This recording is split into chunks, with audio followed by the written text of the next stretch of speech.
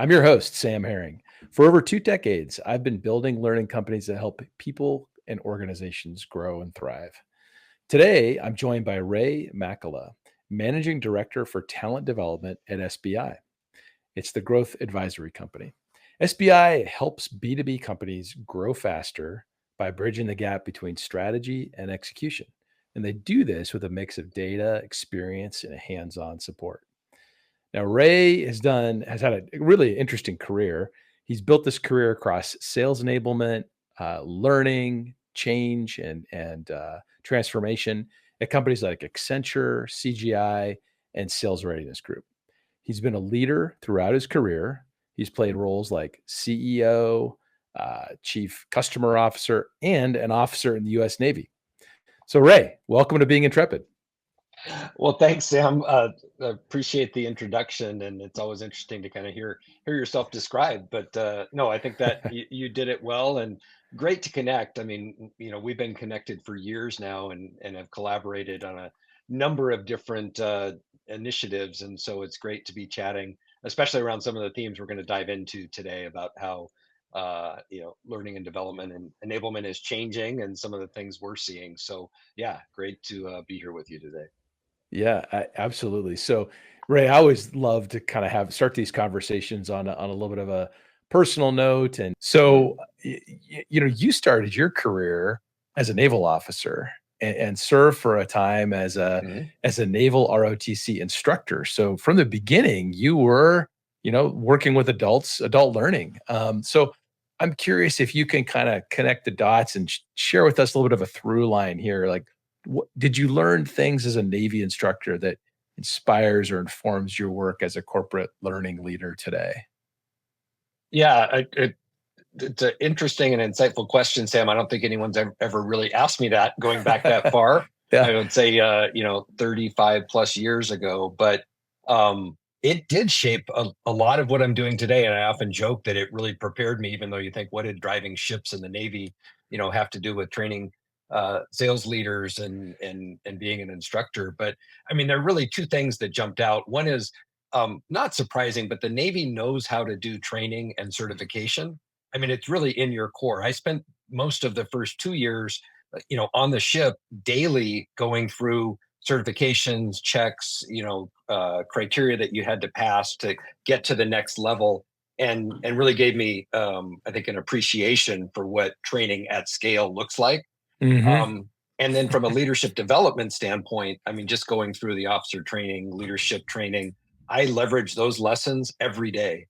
Going back to what it means to set clear expectations and have, direct conversations and really empower and inspire people. And, those were things that were ingrained in my early career that I took with me. You mentioned the ROTC piece, which was really a gift for me. I had the opportunity to spend 3 years in the classroom at USC training future naval officers, Mm. both on leadership development and then navigation, some of those other skills.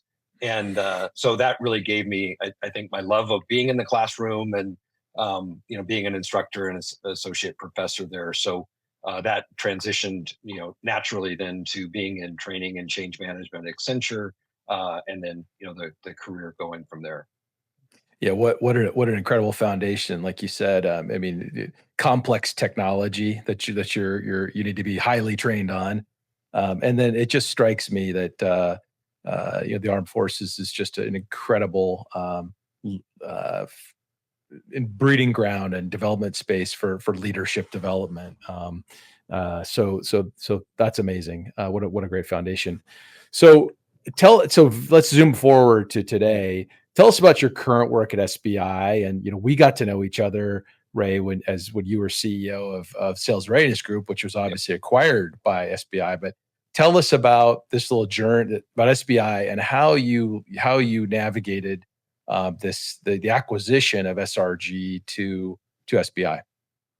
Yeah, well, and you mentioned it, kind of in the intro of SBI as a go-to-market consultancy. We bring insights and experience and execution.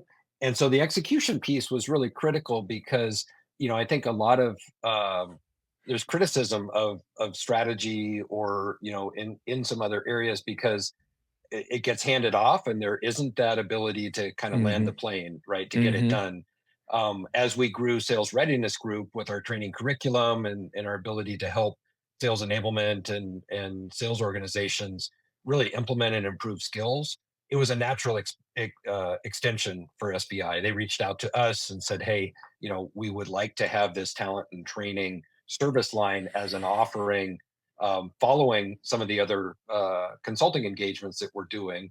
And that was a great fit for us because we were looking to scale and really have a different, channel, different outlet, and frankly, a more strategic play. We still provide skills training, but we're also doing a lot of enablement training and change management and playbook Yeah. activation, things that's a little bit more custom or bespoke, but bringing our training and learning and development expertise to bear for those types of engagements. So yeah, it's been just over 2 years. We've been growing extremely rapidly. It's a great fit, both on integrated and the traditional work that we do, as a sales training provider. So yeah, so far so good. Yeah, it's fantastic. So let's talk about the topic du jour, AI. It's this little thing going on out there right Right, now. So right. we talk a lot about AI and learning on this podcast, and I know we will today. Mhm. But I'd like to start a little upstream with you because you're focused on sales and growth. I'd really love to hear from your perspective how AI is changing not just sales, but how customers are engaging with the buying process, and of course, then how sellers sell. So if we Mhm. go all the way upstream, what are you seeing there in terms of changing customer behaviors with AI? Yeah, and we've done significant amount of research in this area, so it is a topic near and dear to our hearts. And I think we've known for years that the sale is getting more complicated. There are more stakeholders involved. We need to navigate that complexity. As there are different decision makers swooping in and out. But I think the other thing we're seeing is we know that buyers are further along in their journey when they often engage with a salesperson. They've done their own Hmm. research. Now with AI, they expect us to be informed on their business. It's not enough. We used to get credit just for reading the 10K or the annual report, and it's like, oh, well, you did your research. Well, that's table stakes now. And Yep. the fact that we can leverage AI tools to really provide a full perspective of that customer, I think that's where the role changes to now we become an expert on helping them advance their agenda, right? Hmm. And really being almost that strategic advisor instead Hmm. of a salesperson. So throwing up and showing up, or showing up and asking 20 discovery questions because you have to get through your checklist. I don't think people have time for that anymore. And that's an area we're spending a lot of time. Then how do we leverage the tools so we go in more informed, and we use those human skills that I think are going to become even more important: Yeah. curiosity, right? Being creative, really building that relationship so we earn the right to ask those hard questions that you can't just do on a website or with an agent. But it's really building that connection where they say, oh, we trust you. And it's one of the things that came out of our research is they're more inclined to go with the provider who really they Mm. feel like understands them, not just today, but where they're headed, and is building that partnership. So anything we can do as a salesperson, I think that's where the future of being more strategic in those conversations. Fascinating. I mean, it resonates so much with the changes what I know we'll talk about when it comes to Mhm. learning as things get more automated, those human skills just become so critical. Um, when it comes to the roles of the sales executive and sales manager, I'm just curious, Ray, whether you see some fundamental shifts. So, will the sales executive of the future or sales manager be fundamentally different? For example, coaching is a big role for sales managers. Will that be a shared partnership with AI? Like, I'm really interested in seeing how will the roles change? Yeah, and I hope here's my hope at least is it elevates that role of the frontline manager, because we now have access to more insights and not just data, but data and insights that help inform those conversations. So when Mhm. we're coaching, we're really coaching from a point of view and a perspective, and we can really help versus, oh, we get one chance a month to join somebody on a sales call, and then we give them some feedback. But we're kind of shooting in the dark there. Yep. So I think AI is really going to help to empower the frontline manager Yep. to get them away from the spreadsheets and the dashboards and what we call the daily grind, right? Of all those Mm-hmm. things that they Mm-hmm. got caught up in. They don't have time to coach and do the strategy and think, farther ahead because they're so busy doing all this other thing that frankly AI does pretty well. The Yep. mundane, the repetitive, CRM hygiene, some of those Yep. things that managers hate. So, I hope that's the case. Yep. We are definitely seeing some trends where span of control is increasing, or at least Okay. there's, a perspective that, hey, if we can free them up and provide better insights, now they have an opportunity to really provide more strategic coaching, but to a larger audience. And so that's a double-edged sword, but I think that's where we're headed. Okay. Okay. So we've talked quite a bit about the changing impact of AI on sales, but let's talk about like how does that impact training? Like when it comes to the programs that you're developing and delivering to customers, what are you seeing changing with the advent of AI for the training for your offerings? Yeah, and I think we've talked about it in the past. There's a traditional learning journey, and then there's training, in the flow of work, or Hmm. more Hmm. micro learning, more specific to what they need. I think the answer is both, right? I Yeah. mean, if you're going through a wholesale change and implementing a new sales process or methodology, for instance, everybody kind of needs to go through that journey together. At least we Yep. we believe. Yep. And there's a lot of value in that collaborative learning, right? It's something Intrepid really supports, of going through it together, learning from each other.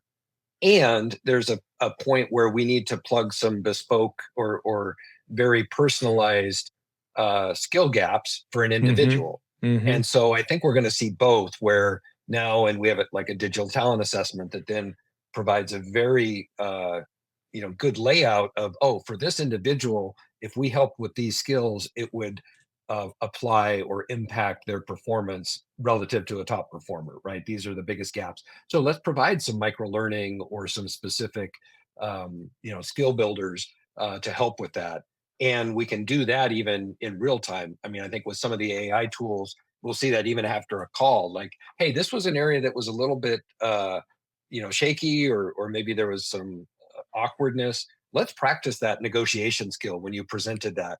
And I love some of the tools that are emerging where we can do that real time with an AI coach and say, Yep. hey, I observed this, let's practice. So you don't have to wait till your next one-on-one, or the manager who doesn't have time anyway, but they're coaching based on a playbook or a methodology that's part of the LLM. So we've trained it to know what good looks like, and now they're providing that feedback. I think that's the future, and it really helps from a training perspective on the reinforcement. So, that's always the challenge, is what happens after the training. Well, now we have these AI coaching agents that can really help support that. Awesome. Awesome. Well, we're on the topic of learning and training, and Mhm. this is going to be a little different because we're going to kind of share the the mic here in terms of Yeah. questions. So I know you had a couple questions too, Ray. Yeah, I mean, I'd love to turn that around and get your take on how AI is changing. I mean, I know we're both big proponents of collaborative learning. And Yep. so with that idea that, yeah, there's going to probably be some just-in-time learning, but how are you seeing AI impact your collaborative platform, and, specifically what you're doing at Intrepid? Yeah, yeah. Well, I mean, look, there's so many opportunities here for AI to transform learning. So I think in the early days there's the short putts were like auto course creation. So tools Mhm. that can help with authoring and we've got those kinds of capabilities in Intrepid with Mhm. different activity auto activity creation and so on. But the biggest thing I think is what you were talking about is this opportunity for personalization of learning and personalization of learning within a collaborative experience. That's always been before AI pretty elusive for us because you talk about there's the power of the cohort being able to travel through something together, but to personalize within that experience is really interesting. So Mhm. for example, I think it's the kinds of some of the things you talked about, like we have a very heavy focus on practice and application Mhm. in the work. And so having opportunities where content can be presented, discussions can happen, and then a learner can go into something, a specific role play for them, or a specific business simulation, or an assessment just for them, or coaching, that is really letting them practice and apply. So that's a really exciting opportunity. When it comes to collaboration, that's also really interesting. How can AI help with the collaboration? Well, if you're in a large cohort and lots of people are contributing, AI can provide summarization, auto curation of insights. It can provide peer suggestions. Hey, you might want to connect with this other person in a cohort. Um, we've been experimenting in the lab with the idea Mhm. of a virtual study group where a learner could choose avatars who may have different perspectives. You may have like an analytical or a skeptical, and you could drop them in to you be collaborating with various AI personas, various avatars. So kind of stretching the idea of collaboration there. And then I think the final thing would be around how can AI help experts? So you Mm. can by offloading some of that summarization that experts have to do, you can free up more of their time for, like you're saying, right, for richer connections. And then we're seeing some amazing use cases around digital twins, asking the experts, so being able to Mm. extend that expert's time, so they literally always available to the learner. And probably the last thing would be around insights, just being able to mine all those insights. So yeah, lots there to be able to N- unpack. Yeah, well, and I think it improves the learning experience, right? I mean, it's the case of having really focused feedback for that individual, and Yep. really being able to help coach them where they feel like, oh, I've got somebody watching, and that has my back, and that's working with me on going through this learning journey, but doing it at scale. So I mean, Yep. we're running a lot of Intrepid cohorts with 100, 200 people, and we have moderators that are in there giving feedback, but that's a lot of assignments to review, if you will. Eh, So yeah. being able to and a lot of times you're answering the same question many times over. So now being able to get AI guidance on that, and we still are providing the oversight, but I think it Sure. provides a better connection, and we know that completion rates and satisfaction go up when they're getting more feedback. So making Right. sure that we can do that, but it drives the scale discussion where you don't have to have a 12-person virtual session, because that's the only way you can get direct feedback to the individual. That's expensive to do across 1,000 sellers. So I Yeah. think that's an area that is really going to evolve quickly in terms of providing that additional coaching and moderation and guidance for the learner throughout the journey. Yeah, absolutely, absolutely. I think this whole area of the hyper personalization is just a huge theme in where we're headed with AI assisted learning. Hmm. No, that's great. Uh, Yeah, yeah. Go ahead.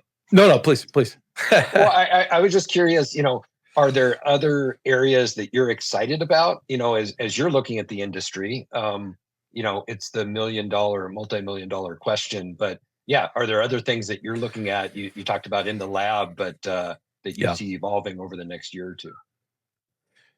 Yeah, I think, I mean, and you were touching on this as well, is the ability uh to create role plays and coaching scenarios based on the salesperson's actual work data. So you could, Yeah. it's no longer just a case scenario, but we're pulling data from the CRM. We're looking at someone's actual deal, and we're creating a practice episode, a coaching episode, a scenario based on what they're working on right now. So it's totally dynamic. It's based on their sales data.